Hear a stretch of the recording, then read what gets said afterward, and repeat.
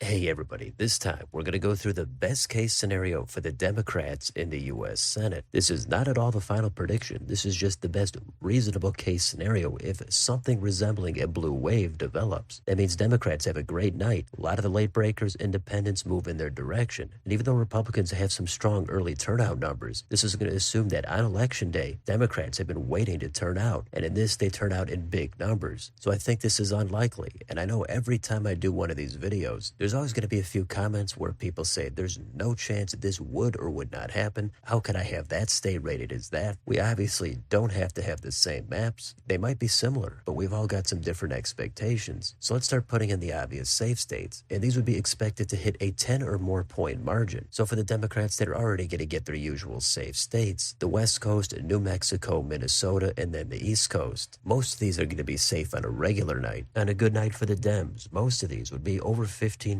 margins or not remotely competitive. Now after that, we can do the safe states for the Republicans. So even in this scenario, a lot of these are still going to be safe red. Those states are going to be Utah, Wyoming, North Dakota, the Nebraska special election, that's the one with Pete Ricketts, Tennessee, Mississippi, and West Virginia. West Virginia would still be a flip and an easy pickup for the GOP. Now could you come up with a scenario where a state like Mississippi can get under 10 points? It's possible, but last time in 2018 in a blue wave, Roger Wicker won by 20 points. So this is what seems most reasonable. And there's always going to be a couple borderline ratings. Now let's do the likely states. These are going to be between 5 and 10 point margins. And this time, let's start with the Republicans. The first one, which was very borderline for me, is going to be Indiana. This is probably about 9.5 points for Jim Banks, the Republican. But it's an open seat. There's almost no polling here. It's possible Banks is taking the lead of the state a little bit for granted. So if everything lined up here for the Dems, I can just barely see this getting down under 10. But that's much more a rating out of caution. And one other likely state for the GOP is going to be Missouri. This is Josh Hawley and Lucas Counts. This one would get closer to mid-single digits in this scenario. There's an outside chance it would even get under 5, but I think that's just a little bit too unreasonable at this point. Hawley is expected to win, but it's not expected to be by a massive landslide. Now the likely Democrat states. Let's do the Southwest. We've got Nevada and Arizona. Some of the polls in Nevada have shown Jackie Rosen leading by double digits. It always seemed like it was going to be too much of a stretch for me on election day, but in this, it would get up to high single digits. And then in Arizona, Ruben Gallego would easily defeat Kerry Lake. It would also get up into high single digits. Then we've got the Rust Belt states, Wisconsin, Michigan, and Pennsylvania. In this, Michigan is the only open seat. Wisconsin and Pennsylvania have incumbent Democrats running. The Democrats are all at least slightly favored in a regular environment. In this, we're going to say they get their support up another few points. They are going to get those election day voters, and they're going to hit about 5 to 6 points. It's not overwhelming, but it is enough for me to put them into likely territory. Now we could go down to the most competitive states. Let's go through them one by one. Lead margins are under 5 points and tilt are 1 point or less. Let's start in Nebraska in the regular election between Deb Fischer and Dan Osborne. I've talked about this race several times. It is a pretty red state. Trump is easily expected to win at the top of the ticket. We've seen other independent candidates in red states running for the Senate in the past. Usually by election day, it doesn't pan out. The Republican wins comfortably. But every situation is unique. Dan Osborne being an independent and Deb Fischer not being the strongest Republican, plus some of the polling showing it close to competitive. In this scenario, I'm going to give Osborne some of the benefit of the doubt. I'm going to say it's going to get a lot closer. Now in this, I still don't think it would flip. I think it would be right at about 1 point. That might even be a little bit generous for Osborne. So I'm going to rate this as a tilt for Deb Fischer, the Republican. It's close, but I just don't quite think he would be able to get it done even in this scenario. Now let's jump over to Ohio. This is Sherrod Brown and Bernie Moreno. Brown has led most of the polls, but Moreno has narrowed the gap. It's tough to imagine Brown getting 5 to 10 points of crossover vote from the Trump voters. But if the Democrats